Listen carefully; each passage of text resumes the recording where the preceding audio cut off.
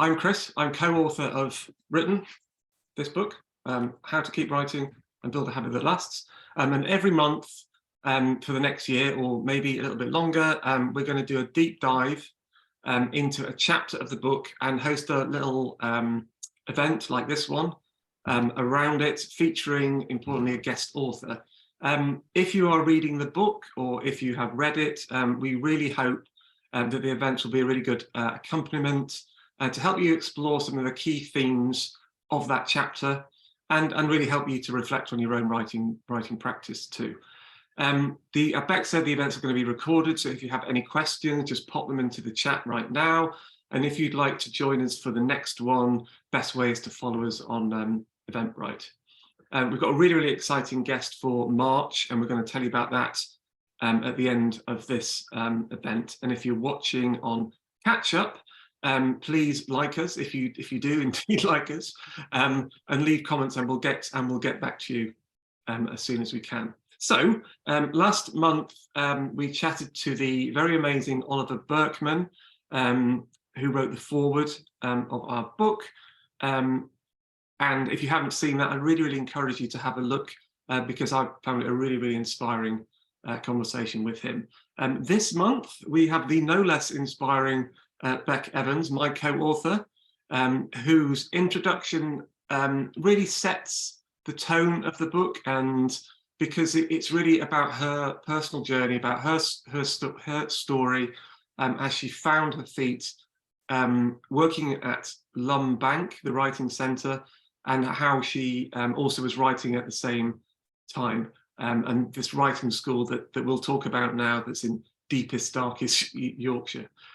So in this chat, we'll really explore how she and we came up with this whole, which I think is a very liberating and powerful idea, that writing productivity is a very personal thing.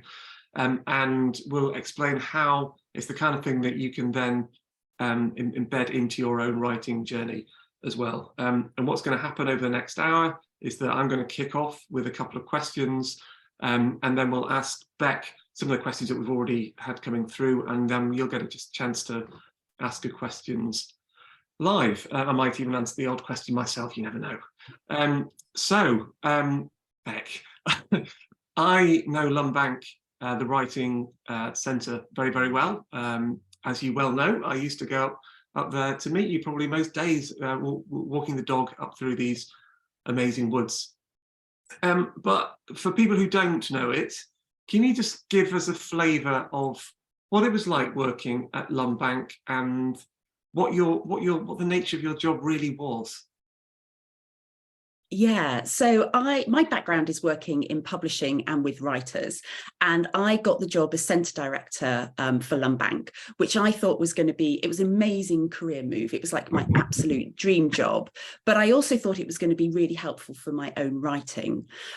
Before I get into that, I'm going to tell you a little bit about where Lumb Bank is set, because it's just, I mean, it's absolutely stunning. I mean, it's a really inspiring place. So it's based in this valley in Yorkshire, and it's in about 20 acres of woodland, which kind of runs down to this river. And it's this very large, imposing mill owner's house. And it was owned by the former poet laureate, Ted Hughes. Now, some of you might have been familiar with Sylvia Plath. She never lived there, but she's buried in the local churchyard. And Hebden Bridge in this part of Yorkshire has a very rich literary history. So it's like the most perfect, beautiful, inspiring setting for people to come and write. And that's exactly what Arvon does. Since the late 60s, it's been running writing courses there. So every week, a fresh new set of writers would turn up to get courses, training, tutoring, support from some of the greatest writers of a generation across a whole range of genres. And as a budding writer myself, I thought I would be able to take advantage of this beautiful setting, this inspiration, rubbing shoulders with the kind of great and good of the literary world. So I had really high hopes for my writing, and then it didn't quite turn out as I expected. But you were writing when we were in London, weren't you? So perhaps how did that change, and what were your hopes when you moved to when we moved here, or when you moved to Lumb? Yeah, so I had been writing short stories. I had a really active writing group. When I was in London beforehand, I had a really high-pressured job. I was working like very long 12-hour days, and I was very exhausted, and it was kind of like a management role that I wasn't quite sure how I'd fell into it. But I was managing to fit writing around the edges. And that's what I thought. Oh, if I get this job at a writer's centre, it's going to be perfect for me. It's going to give me everything I need to be able to write. But what I found instead is I actually stopped writing. I got blocked, essentially. So I gave myself what I thought would be this perfect opportunity, and it didn't quite turn out like that. So how did it turn out? Yeah. So it took a long while, and we talk about this in the book. We call it the puzzle of the perfect writing environment. So I think I'll talk about that now, actually, because I think that could be quite helpful. So every week, writers would come, fresh-faced, eager young writers, old writers, writers of all types would turn up to take part in the courses. And the longer I was there, I started to recognise some of the writers. And there was this one specific occasion. So I spotted someone I knew. I was in the kitchen making a cup of tea, and there was a writer I recognised. So I went up to her and I went, "How's it going? How was your journey? How's your novel?" And she said to me, "I haven't written a word since I was here last year." She says, "The only place I can write is Lumb Bank." And that really struck me.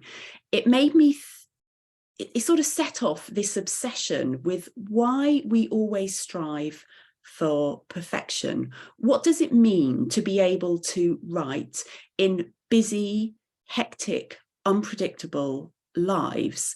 How can we build sustainable writing habits when our lives are they're just lives, they're busy, we have lots of responsibilities and lots of different priorities. So what do you think that course, or Arvon, or Lumb Bank, or that environment was giving that writer that she perhaps didn't have, or what did she think it was giving her? Maybe that's Yeah. I mean, Arvon is just the most amazing organisation. It has transformed the lives of many, many thousands of writers, and not just on its public courses. It runs a whole programme of school courses and charitable works where they get young people in to and teach them how to write. So it has, if in the UK, where these different writing houses are set, there is, there's now a couple of generations of writers who have come through that. And it is perfection. I mean, when I was there in 2010, there was no Wi-Fi. You couldn't really get a mobile signal. So there was none of those distractions. Every single room is set up perfectly. They're just simple, unadorned bedrooms with a desk and a bed. So they're perfect for you to be able to sit down and pay attention, and you get the support and the inspiration you need from tutors. So it feels like it's absolute perfection. But one thing that we've learned, and we'll talk about later, is about how habits are always fostered in environment.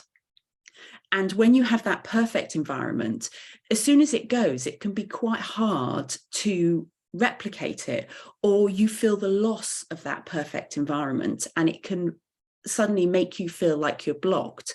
So what you have to do is figure out how you can create an environment that allows you to write in your life as it is right now.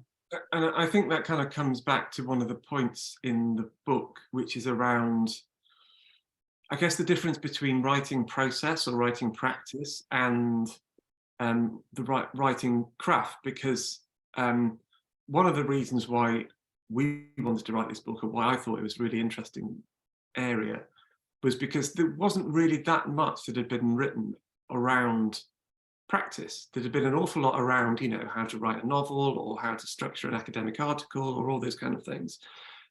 But in terms of those kind of things, in terms of the environmental issues, and in terms of those process and practice issues, there didn't really seem to be an awful lot. So I just wanted to take a little step back and just think about, go back to basics a little bit, and just kind of, could you describe what you think the difference between a writing process and the writing craft is, if that makes sense? Yeah, no, that makes a lot of sense.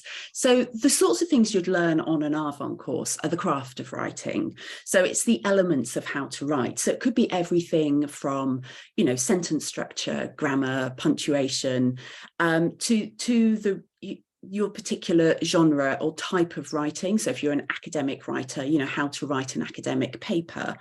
You know, if you're a novelist, how to structure a scene or a plot. And it's often the craft of writing is what we think about when we think about, you know, being a good writer or mastering writing. And it's absolutely essential. So the practice of writing or the process of writing is almost like the other side of the coin. So you need to know how to write, but you also need to know how to find the time to write, how to sustain a writing habit. And it's the sorts of things that that Chris and I got really interested in. So when I was at Lumb Bank, frankly, I got quite obsessed about how people get the writing done. So it's how how they find the time, how they prioritize writing in really, really busy lives, how they get started. You know, what is it about goals or small steps or things that kind of get them going on their writing journey? And then, you know, how do they keep going? You know, how do they build the resilience, the habits, the persistence they need to finish often quite complicated or long tasks? And it's about more than things like motivation. We often think we need ideas and we need motivation, but what I got really interested in is, you know, what do you do when you don't have all of that? What do you do when you're not in that perfect writing environment? I think talking about your obsession with writing process and with writing habits, but we did also do, or you did probably before I did actually, an awful lot of research around with the habit trackers and so forth. Can you just explain a little bit about that kind of work that you did originally, and then maybe we can then start talking about the piece of academic research that we did? Yeah. So I got really intrigued about how do people keep writing when they're not in the perfect environment. That was the kind of the original idea or hypothesis. And I started digging into it. So I started reading academic papers on creative practice, on habits, on how people write. I got really interested in the kind of the neuroscience and the psychology of writing. And there's a lot that you can learn from that. And there's some really great books around you know, habits and sort of popularizing some of that science. But there's also something very much around writers' routines. So I was spending every day, all day, every day with lots of different writers. So I was able to have different conversations with them. And there was a slight difference between what the academic research showed and then actually what kind of worked in practice. And we often sort of look to other writers for inspiration, but they can become a source of guilt sometimes. We compare ourselves to them. And when I look back on my own block, it's only now in hindsight that I was blocked, I was intimidated. I was comparing myself to all these great writers and feeling like I couldn't really do that. You know, that wasn't really what my job was. So there was a huge amount of research involved, but one of the most fun areas, and this is when I persuaded Chris it was a really good idea to get involved in some of this research, is we started running lots of studies, which could be things like time trackers, figuring out how people find the time to write, and then doing some bigger studies where we looked at different groups of writers and then compared different stages of their writing life, how long they had been writing and what that kind of looked like for them. And just going back a step, when you were talking about the sort of received wisdom or when you first started to dig into that and you started thinking, hang on, there's a bit of a mismatch between my conversations, my chats with people at Arvon, as you were, you know, having your breakfast or whatever, and the received wisdom or received academic wisdom or the advice that many people thought was what they should be following, if that makes sense. What was the difference? What kind of advice were people thinking that they should be following that might not have been working for them? Well, we often take on these rules, or which they become a bit like myths, really. So things like you have to write every day if you're a writer. Writers write best in the morning. There's certain things that we listen to, and it's really important to listen to other writers talk about their writing. But what we have a tendency to do is take that on as gospel and then make comparisons. And we always come off worst in those comparisons, which leads to that kind of cycle of guilt or block, the kind of self-doubt that, well, I'm not a writer, or the only way I can write is by doing it like that. So, for example, it could be, well, you need to write. One that comes up a lot is, I need half a day to write. I need 2 hours to write. And actually, a lot of people are really able to build writing practices on much less time. But we often don't feel we can do that. I need to feel inspired to write could be another one of them. So we often have these stories that we get told, these rules that we take on that can sort of dominate how we think about our writing, and we always fall short of them. But it is true that it takes 21 days to build a writing habit. That's fact. It's not at all. This is a really good one. How long does it take to build a writing habit? And writing is cognitively demanding. So in many ways, it never fits the kind of strict scientific criteria for a habit. But there is something about having a writing routine. So a lot of writers would say it can take, a lifetime to build a writing habit. But we can learn a lot from the neuroscience and the psychology and how habits are formed and how we can apply that in our own lives right now. So, this is one thing. This is something that we say all the time, isn't it? This whole idea, there's no one way to do it, and this whole idea of productivity being a personal thing. And I'm going to now neatly segue into a piece of research that I said I'd just have a talk to you about, because this kind of cropped up in 2018, 2019, and this was our biggest piece of research, wasn't it? And it was amongst which really, and the reason I wanted to talk about it is that it's the thing, it was the catalyst really that made us, it was that aha moment and made us really believe in this whole idea of productivity is personal. And it was a piece of research it was about 650 academic authors all across the world, all different age ranges, different career levels. Didn't matter whether they were academics, it kind of applies to any type of author, doesn't it? And basically what we wanted to find out was that whether there was one thing, really, whether there was this one golden thing that everybody did that made them more productive, that made them more successful, or on the flip side, was there something that they didn't do that made them least successful or least productive? And we asked questions, a whole bunch of questions in collaboration with a couple of US universities, I should add. Around things like what stopped them writing, what got in the way, how they found time, and the kind of things that helped them write.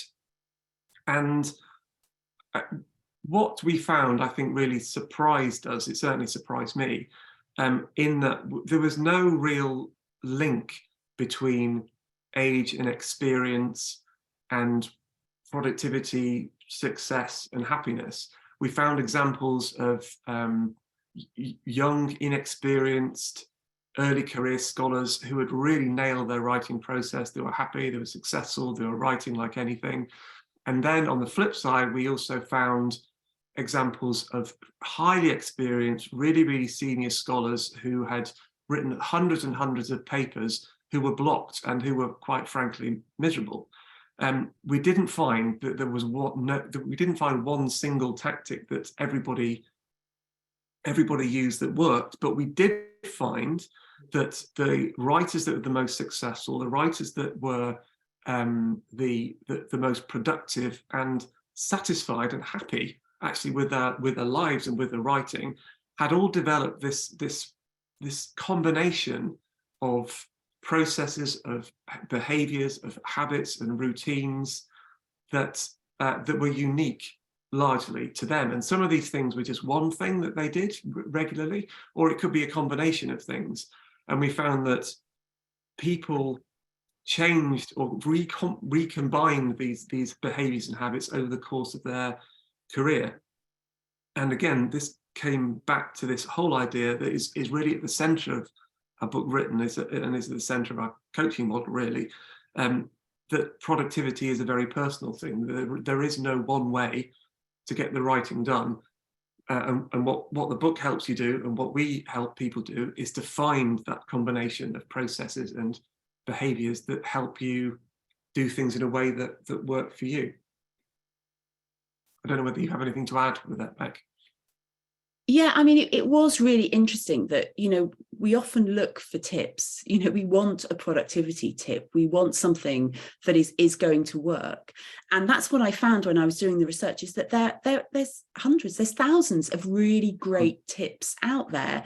And many of them work for many people. But the point is, none of them are universal. And what we all need is an approach to be able to figure out which ones are going to work for us. So it's like, this book has taken us probably 10 years or so of sort of research to be able to write it. And we've been working directly with writers that whole time. We could have written a book 10 years ago, but it would have been a series of tips. It wouldn't have, and they might have been great, but actually it's quite hard to read a book which is just a series of tips. What people really want is the support and approach, and that's what we were trying to get across in the book and the stories that we're sharing in that. So, there's lots of really rich stories talking about different writers. Some of them are very famous, some of them really struggled, but it's the idea that you can relate to those stories and use those as a source of inspiration. Well said, I'd say. So I think, should we dig into some questions now? We've got some questions that people have sent in advance. And I'm just going to read one out from Edith. And Edith asks, is it good to copy? I think we might know the answer to this. Is it good to copy as one's goal the perceived productivity of one's chosen role model? I think I was starting to talk about that then. So I don't know about you, one of my favourite forms of procrastination, and that a lot of writers I meet, is we love reading about how other writers write. And there's a whole rich publication history around this, from things like the Paris Review interviews to Daily Rituals from Mason Curry, which is a phenomenal 2-volume, just sharing how other writers and creatives and artists do the work. And there is a really fascinating academic paper I found, so I'm not going to go into the detail, but it's just called Copy and Paste. And it's about how we can look at writers, or look at, it applies more broadly than writers, that academic paper, but we're applying it to writers now, is that it's really good to find out how other people do the writing. What you need to do is not compare yourself to them, not feel a kind of sense of guilt, but think about, is there something about the way they write that you can copy and paste? Can you try it out? Can it be a bit of inspiration to test out something for yourself? And the example I often use is one of the myths I raised earlier, is like you have to write early in the morning. And you hear, I don't know if you watch YouTube productivity gurus or read lots of their posts on Medium, that kind of 5 a.m. club, get up at 5 a.m. and do the most important thing of the day. And it sounds like it's a brilliant tip. It's not going to work for most of us. And actually, I do encourage people to just try it once, and then you can move on guilt-free and never have to set your alarm for 5 a.m. again. Might work though. So, give it a go.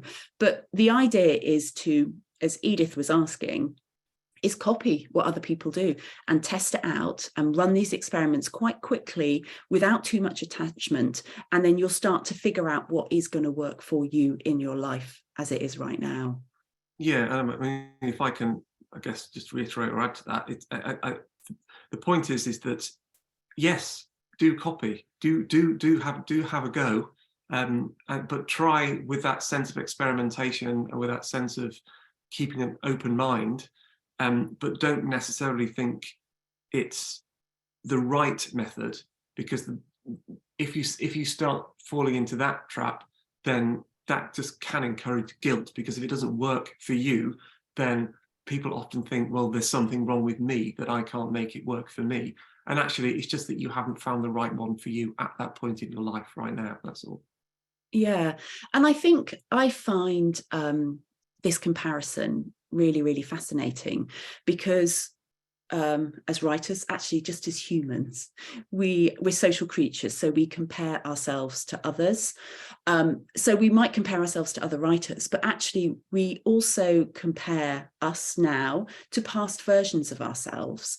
So we might find that the writing was easier in the past, and then we're trying to work out why is it so hard now? What's not working now? So we can have that awful sense of comparison with our past selves. But also, like me, when I was at Lumb Bank, I was comparing myself then to this idealized future version, and that can be just as dangerous.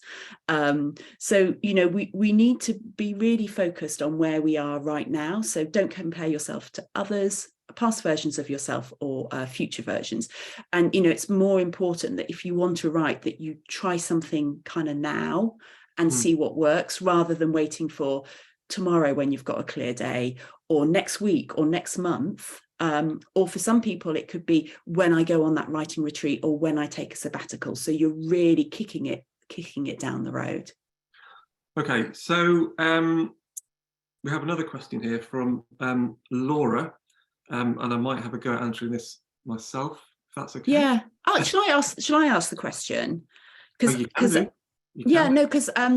Laura posted on the Substack, and it was really great, because she shared her writing process to start with, and how she was assembling her system to be able to do the writing.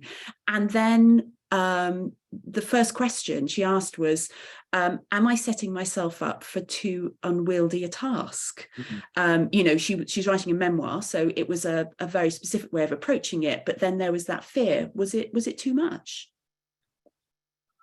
Well, I mean, for me, I think this is a question around overwhelm. I think it's a question around goal setting, and I think that if Laura, if you are thinking that the project that you've taken on might be too much for you, again, go back to that kind of experimental mindset, and just think, let's start small, let's rein back, and let's scale back our ambitions. One of the things that we talk about in the book is this whole idea that the brain, I don't know enough about neuroscience to talk about it at length, but one of the things we talk about a lot in the book, and also with our coaching people, is this whole idea that the brain craves clarity, and the brain has these alarm mechanisms in it, which means that these little alarm bells go off if we take on too much, and it's kind of triggers this flight or flight mechanism within our brains. And scaling back your goal and starting smaller means that you can tiptoe past these alarm bells, and you don't trigger the fear, which means that you don't feel those feelings of overwhelm. And I know a lot of people, they think, oh, but I want to take on a great big goal, I want to be ambitious, and that's great, and you can be. But if you're feeling overwhelmed to start off with, just have a go at really starting small. And also the other thing with Laura's work, in terms of like memoir writing, it can be, it's not an easy field, and it can be difficult. So it's really good to kind of protect yourself. Don't add to that stress, and start small, scale back.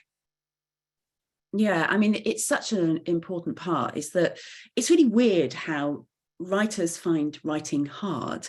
And it does. I mean, if you're writing, particularly if you're writing something that you might get judged on, if you're an academic writer, or if it's something that's deeply personal, it's really difficult to do. And, your brain wants to keep you safe. That's how we evolve as human beings. So even something that doesn't feel like it's going to be really scary, like, sitting down to write, can still trigger all of those sorts of primitive fear mechanisms. And, there are some things in the research that come up again and again about how we can overcome that. And scaling back just is so vital, that when it's almost like, you know, make your steps so small it doesn't make you feel scared. And it also works really well with procrastination. You know, can you make your writing task as small or as fun as what you were going to procrastinate with? It's like tricking your brain into doing what you really want to do. And the other approach that comes up again in the research is things like free writing, because again, it's a very expressive way, and it works again for all sorts of writers. It's not necessarily just for you know, for journaling. It's a really great way into the writing if you're an academic or a novelist, and it's about something that gets you straight down to the page and into the writing, and it can ease you into the next step. So those are things that we return to again and again. Before we hop to the next question, I was just going to say there's some practical questions coming up in the chat. We also want your practical questions, but also things like what you're struggling with now, anything you'd like us to kind of problem solve for you. A few people have asked about the video. As we said, this is being recorded. The focus is on Chris and I. Don't worry, you're not going to be on screen. We will share it with all the participants, and we'll pop it up onto YouTube. And hopefully in a week or so, we will get a transcript. So yes, this will be available, and you can return to your favorite bits and watch again.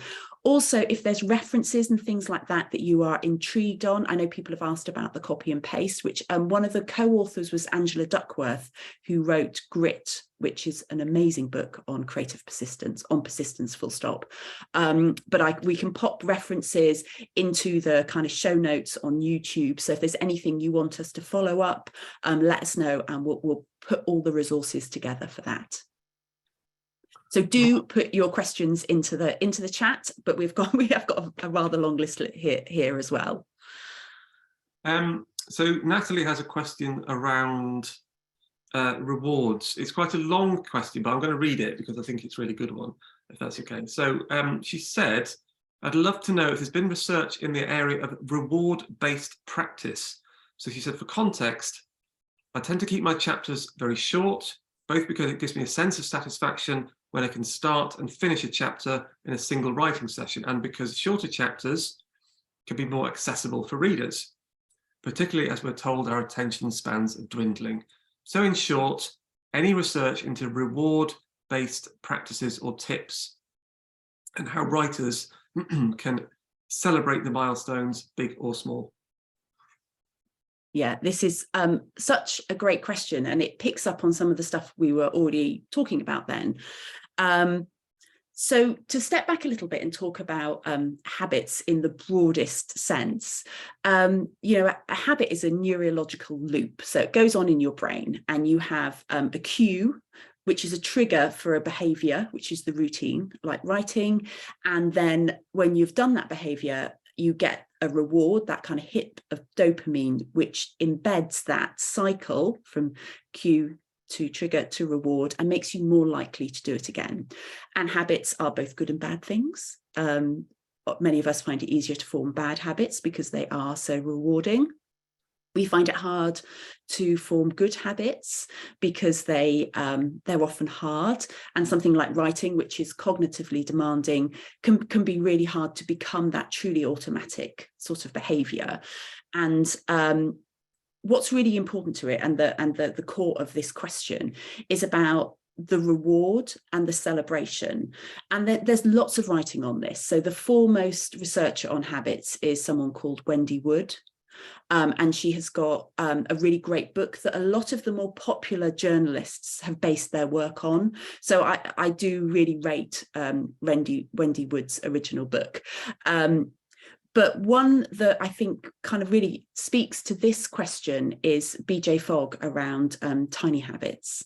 And this is around all areas of life. So as well as embedding that writing routine, I love how Natalie's already created quite a small habit loop, a reward loop in writing short chapters, and then people having the reader in mind, knowing that they read it and then they want to go on. And it's like, that's the whole history of serialized publications going back to Dickens and beyond. It's often that kind of very quickly rewarding read.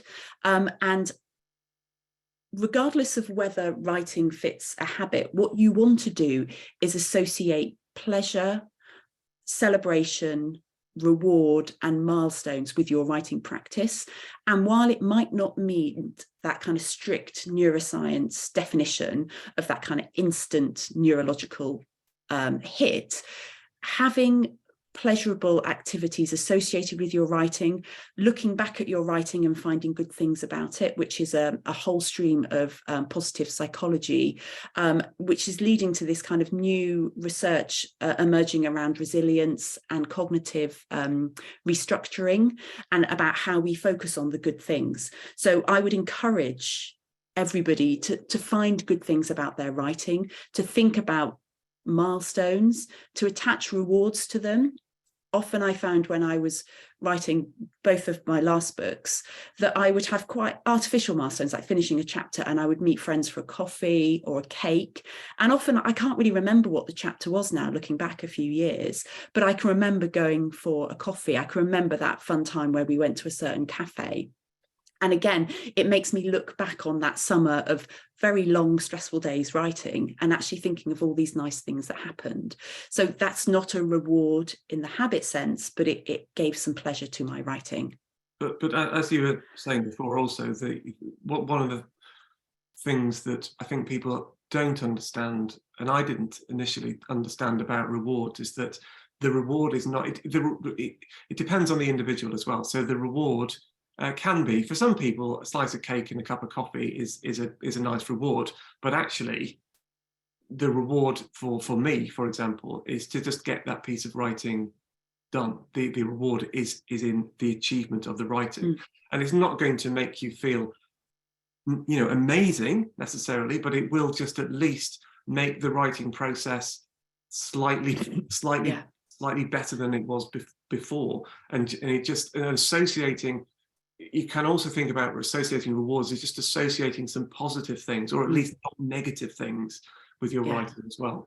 Yeah, and that's that idea of cognitive reframing, is like trying to not think of the negative things. So instead of thinking, often when we finish a writing session, particularly if we're fitting it in around a very busy day, we are drained, we are exhausted. And when our brains are tired, they feel more negative. So you often get to the end of the writing session and you're just, you know, you're just tired and depressed because you've just given everything. So you will feel more negative. So that's why it's more important for you to find something positive, because it's not that you are more negative. You need food and drink and to refuel your brain and your body for what's coming next. And we often confuse that with feelings about our writing, when it's actually just feelings about being, you know, human and being tired. There's some really great chat going on about things like squirting perfume, and I do that for Zoom, so none of you can smell me, but I smell divine. I put my perfume on before a Zoom call, and it puts me in the mood. It makes me feel that there's some pleasure. It sort of sets me up for it. So what your reward is will be unique and different. It doesn't need to involve, we often jump to those original things like, you know, cake or whatever. That's really not what it's all about. It's about finding a way to just feel good. And in Tiny Habits, BJ Fogg, who is American, I think he's coming from a much more extrovert tradition than the kind of rather buttoned up Brits that I and Chris, frankly, we both are. So we aren't going to jump up and cheer and fist pump and shout hooray, but we might have a very small sort of sense of, you know, a smile. And that can be enough to sort of embed that kind of positive routine. A nice smug sense of achievement. That's what we mean. So, Bec, are you reading out? Are you? Oh, more questions. We've got quite a few questions have come in around focus and attention. I mean, Sundeep just asked it very simply, you know, how do I keep focused on the task at hand? There's variations of that. There's quite a lot going on with this. It was like a whole theme. So Chris, do you want to talk a bit about attention? Oh, well, I think to answer to specifically, Sundeep's question was around focus. And I think what I always tend to say is, how to think about focus is not to think about it as something that you have to make yourself do, or is bound up with willpower, or in anything like that. So when you're thinking about how to focus, think about how to manage the kind of distractions that you might have in your writing day and in your writing life. And this is a tip that we often talk about, which is just simply about noticing the kind of distractions that you have. It could be keeping a journal, it could be just noting things down. We have an exercise that you can download for this, actually, which is just a brainstorm of all the kind of distractions that you typically face. And the other thing that we do, which we start every single coaching program with, is this whole idea of obstacle thinking. And this can be a really useful way to think about your distractions as well. It's simply predicting and thinking about the kind of distractions, the kind of obstacles that might get in the way of your writing. It's up to you and how you do that. It could be over the next session, over the next week, over the next month, whatever would actually work for you. Sometimes a combination of those kind of practices. And using obstacle thinking and this kind of distraction brainstorming method doesn't necessarily mean that those obstacles and distractions will go away. That's not the point. It's not about resisting them. It's about accepting that they might happen. And once you've done that, you're there in a better position to be able to manage them when they do occur. So it's not about sitting there grim-faced with using your willpower alone. It's about taking action to predict where these distractions are coming from and manage them. Yeah, it's really interesting because Sundeep has added to the chat. So we asked her question and she's just added about distracting herself. So what Chris was talking about there is how we can plan for distractions. So it's almost like going into your writing knowing that you are going to be distracted, and you can do some of that work beforehand. So using obstacle thinking to identify the sorts of common distractions that you've got. While you're writing, you can keep a distraction diary. So those are two really great tips, and you can start to spot patterns and then come up with plans to deal with them. And again, it's a cycle of experimentation. So those are really, really great tips to help you in advance or to help you tackle this over a period.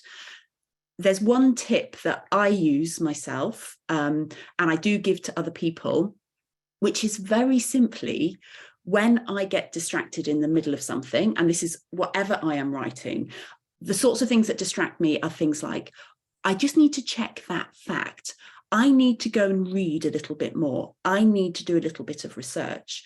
And those sorts of thoughts are particularly confusing for writers because they are part of writing.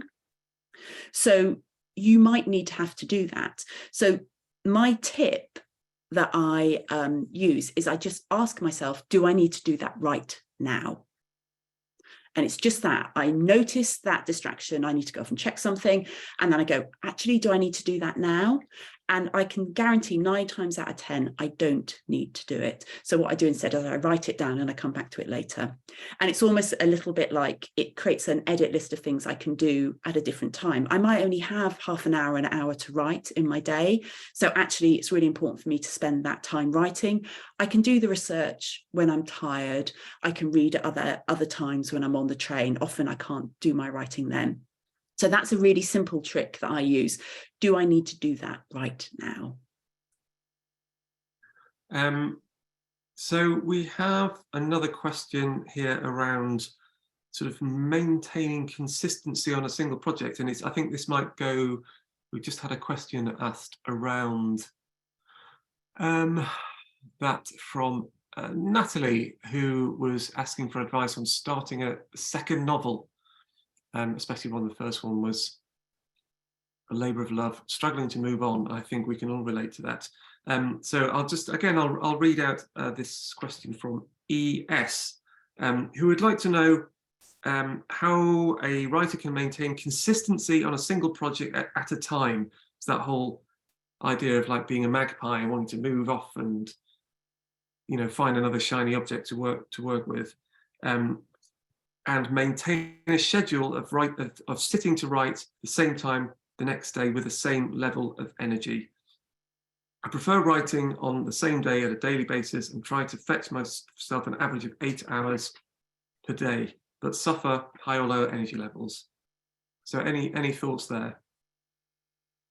I have lots of thoughts on this one. So writing is a task which is a sort of like a higher brain function. So it's very cognitively demanding, and it can really drain us. So it often can be quite hard to write all day. And we particularly get this when we work with like PhD students for whom they might have writing is their sole goal. And so that's the only thing they think they can do between 9 and 5, or more likely between 8 in the morning and 8 at night. And actually it can just be really hard to maintain attention for that. That's just the way we're made. Particularly if you're starting out on a project, you have to build up how long you can write for. Writing isn't a muscle, but that analogy can be helpful, that it takes time to build your attention and focus. I'm really interested in our chronotypes, because we all do have different levels of different times of the day where we're energized, and we can start to attach different tasks to our different times of the day. So I might be better at drafting, doing original writing first thing in the morning, but I'm better at editing in the afternoon. So the more you notice where your energy and attention is, it can help you task switch, because often there's more than one task involved with writing. So you might be planning or plotting, you might be outlining, you might be editing, or you might be drafting, or you might just be going out and looking for ideas. So that ideation part of writing. So paying attention to your energy throughout a day, and also throughout different tasks of your writing. So you might find some of them harder than others. And again, it goes back to a lot with things like, just being human. Take breaks, walk, move, feed yourself. These are the things that sustain a writing practice. And we can push ourselves, if we have a deadline or something, but the point is that's not how you should be continuing to work. So you will have periods in your writing life where you might work quite frantically, but you do need to be able to dial back. And there's lots of really beautiful books at the moment on things like wintering and fallow periods, and about how we need different writing energies at different writing times. And this is particularly important if we have chronic illnesses, if we are struggling with stress, and life just sometimes gets really busy and that we don't have the time and attention and the energy. So the most important thing is that we sort of understand what we can do and how we can honor ourselves and our writing at the moment. I've gone quite woo-woo at the end there, but I do think it's really important. It is important. I just wanted to pull back to another question that we've had coming in on chat, which is I think a lot of people in our coaching do have often experience quite negative emotions connected with their writing, and a lot of it is to do with what other people might think, what they might say about it, and they find having these thoughts quite disturbing, as they probably are. And I was just wondering whether that small steps or tiny installments, as the writers asked, is that a good way to manage those kind of thoughts, or is there a different method that you'd suggest? I mean, as a general rule, spotting how you're feeling around your writing is the first thing, and then you might find that the small steps, it might be talking to another writer, it might be having a buddy system. There's some really good sort of suggestions coming up in the chat about how other people manage that. And I know there's been some really great questions around ADHD, and this is an area that we get asked about, and we are still trying to find the research on this. We're still trying to find, and there are experts emerging. Most bizarrely, most of the talk about writing and ADHD is on TikTok. So that kind of, there's some really, really great writers on there talking about how they manage it, and the tools and the systems and the support that they get. But to step back, I would say, our principle is always about noticing how you write, figuring out what those tactics are for you. And often it will be, as Chris said, going back to small steps, finding support systems, knowing that your days will be different and your attention will be different across different days and different times of days, and starting to spot if there are any patterns there. I mean, patterns aren't always the secret, but they can give us a steer around how we need to do that, and making sure you've got support to do that. And again, it goes back when we get asked questions around chronic illness, is that, you know, you need to be safe to be able to experiment. You know, that is our first principle. And again, you know, as Chris was saying, the fears we have around writing and sharing with other people, you know, don't do that too early. You know, you do need to do that if you're writing for an audience, but it's really important you do it in a way that is safe for you. As you mentioned, we had a question coming in about body systems, and which turned my mind to the whole area of accountability and how that's really important. We found that so important in terms of helping people to find those positive things. And again, that's goes back to finding the positive things, working with other people, because obviously we've just written a book, Bec, haven't we? so in terms of accountability, we've got quite different styles of how we keep accountable. But I'm just wondering whether you could talk a bit about how you find those methods that keep you accountable, and how you find those different groups or systems or networks that will work for you, and why that's important. Yeah. So the title of this chat is Why Productivity is Personal, and what we mean by that. There's also a whole issue around productivity being in systems, and about how it's really important that, you know, the systems support us more broadly. But what we mean by that, and I'm just going to check my notes because I've written this down because I wanted to make sure I said it correctly, which is that noticing how you write and taking a more mindful, experimental approach to what works for you and what doesn't is the most powerful thing you can do to gain a happier, healthier, and more productive relationship with your writing. So what we mean by the productivity is personal, it's about you noticing what works and what doesn't, and then building that support system and structure around you, that you're able to spend more time doing the things that work and you can not do the things that don't work. That is the kind of the underlying point of what we're talking about here. Chris, I don't think I've answered your question then. So do you want to answer your question? Well, no, I was saying that there are so many different sort of support networks and support structures, whether that's writing groups or buddying systems or whatever it is that can keep you going. So if you do struggle with motivation and you do struggle with those kind of things, just do have a think about how you can work with other people. And if you're not really quite sure, one thing we often say is, and if you're new to writing or if you haven't done writing for a while, just have a think about how you do other things, or how you have organized, I don't know, parties, or how you've organized a vacation or something like that, how you've worked with other people, and how that has helped you, or how you might have, I don't know, started a fitness regime. Are you the kind of person that needs somebody to feel accountable to, or can you do it on your own? So just have a think about those kind of different ways that you keep accountable, and what would help you, because there are so many groups and so many different structures that you can turn to as a writer. Yeah. And that's what your question was, is what does personal productivity look like for us? We co-wrote the book, but we wrote it in completely different ways with very different support structures around us. And as we've just got a couple of minutes left, and that just might be a nice place to finish, in that how I got the writing done was very different to how Chris did.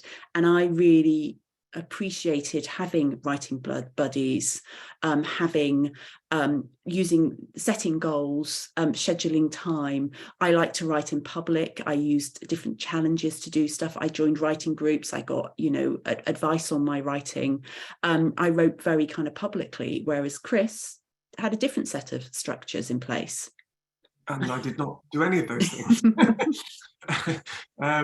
Yeah, but yeah. So I mean, as we said in the book, you know, I used to hear. So Bec just works behind me there, and she used to have her Zoom ping, and I always thought, you know, several times a day, several times a week. And I just thought, okay, it's my turn to my opportunity to go downstairs and work in silence. And because she would always have writing buddies and be checking in, all these kind of things, and be going out and having coffee with people, and I just didn't feel the need, and that's fine.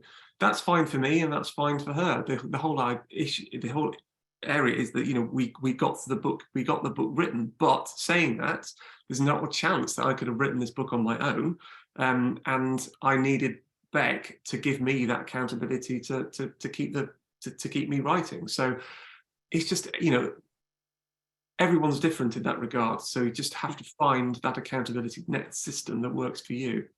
Yes, yeah. So literally just a minute left. I'm going to say that this is available. We're recording this. We're going to pop it up onto YouTube. We'll share the link with everybody. We're also going to download the chat, because we barely scratched the surface of some of the questions, and also the comments and suggestions and reading references. So I'm going to download that, and then I'm just going to check through and make sure we can put all of that into the resources. Before we go, I just want to thank you all for your time and attention, for showing up today, for asking us questions in advance. I'm sorry we didn't get to answer them all. We are running these monthly, and next month we have a truly brilliant conversation. Oh, nope, no, that's not my thing. I put that into the wrong chat box. With Cathy Rensenbrink, who is a very acclaimed memoirist and author of Write It All Down. She is absolutely brilliant on getting you started with writing, and in terms of the kindness and support you need to keep going. It's up on the Eventbrite, so do check it out. We'll send out the link to everybody. So sign up for next month's, which will be on the 15th of March. I think that is everything from us now. And thank you. Just to say that big thanks from me. And as I said at the beginning, if you want to know what we're getting up to with these events, just the best way is just to follow us on Eventbrite, or to sign up to our newsletter. We'll announce what we're doing on a weekly basis. And if you have, just a quick reminder, if you've read our book, thank you so much. It would be really great if you could just give us a quick review, if possible, on something like Amazon or something like Goodreads. Just give us a shout out, tell somebody else. It's really, really important for kind of new-ish authors like us. We have quite a few things going on the website as well. You can join our free 7-day writing sprint. Again, join the newsletter. And we're going to be opening the doors of our 4-week writing reset program as well. So if you're interested in our work, head over to prolifico.com when it's all there. Thank you very much, and happy Mardi Gras, and enjoy your pancakes and your celebrations, whatever that looks like. It's been a pleasure spending time with you this evening.